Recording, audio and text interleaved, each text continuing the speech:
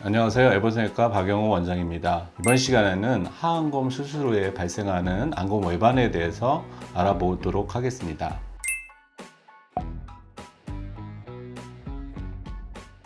하안검 수술에서 부작용이 발생하는 경우가 종종 있습니다. 근데 이게 발생하는 원인 중에 가장 큰 거는 이제 피부를 우리가 적당하게 절제를 하셔야 되는데 이게 과도하게 절제한 경우가 이제 가장 흔한 외반을 발생하는 원인이고요. 그 하안검을 하면 피부가 있고 근육이 있고 그 근육 밑에 이제 지방이 이렇게 위치되어 있는데 우리가 보통 그 지방을 제거하거나 또 재배치하게 됩니다. 근데 이런 와중에서 과도하게 이제 혈관을 잘못 걷어서 출혈이 너무 많이 되는 경우에 이 피부가 고인 상태에서 이게 덮이면 나중에 부종이 되고 이게 구축이 돼서 외반이 생기는 경우도 있습니다. 또 아주 드물지만 근육이 늘어진 것을 바깥쪽으로 보강해 준다고 근육들을 이제 외양각이나 골막에 걸어주게 되는데 근육을 잘라서 묶어주는 게 이게 묶이게 풀리면서 그 근육의 힘이 지탱하지 못하면서 외반이 생기는 경우가 이렇게 있습니다. 간략하게 설명하면 피부의 절제, 혈종, 그 다음에 근육의 손상 이렇게 생각을 하시면 되겠습니다.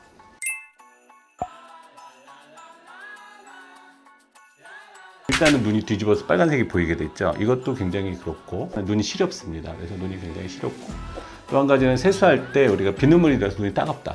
그리고 자고 나서 눈이 너무 충혈돼서 빨갛다. 이런 것들이 외반의 증상입니다. 근데 이런 것을 교정하기 위해서 우리가 안검 외반을 교정하는 것입니다.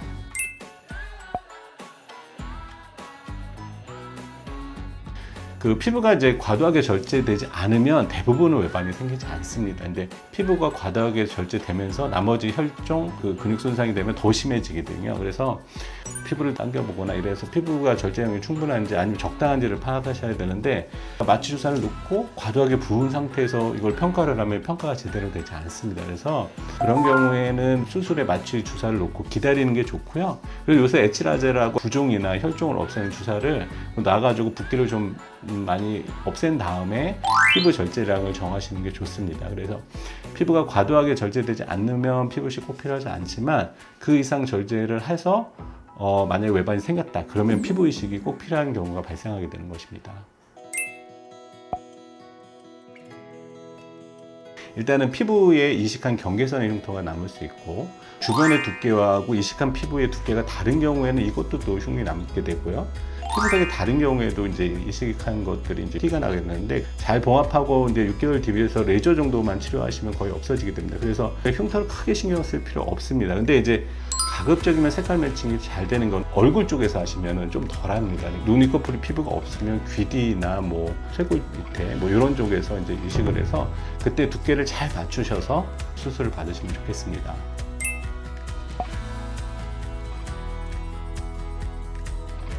보통 1년 안에 대부분의 흉터는 눈에 띄게 없어집니다. 근데 이제 본인하고 수술한 저하고는 흉터를 볼 수 있지만 제3자가 봤을 때 객관적으로 없는 정도의 흉터로 메이크업으로 해서 흉터가 잘 보지 않는다 그러면 흉터는 거의 치료된 것으로 보고 있습니다.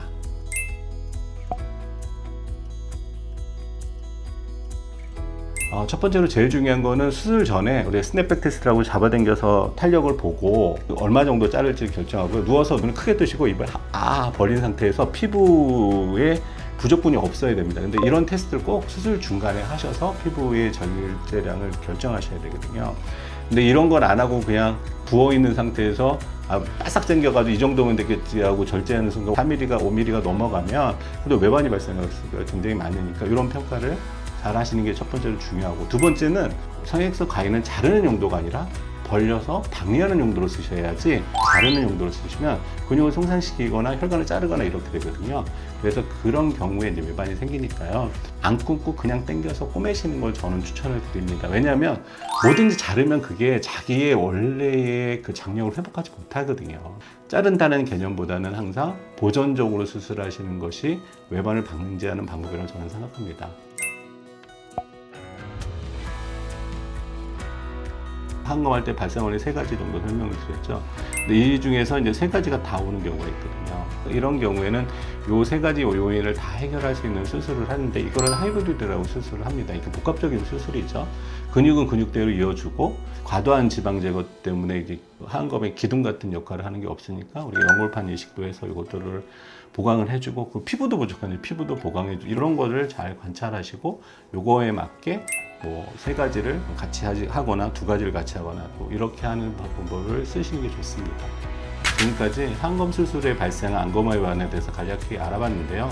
항검 수술 후에 발생하는 부작용인 외반은 각각의 원인에 따라서 적절하게 우리가 교정 수술을 받으시는 것이 이게 한 번에 그 외반을 교정하는 방법이라고 저는 생각합니다.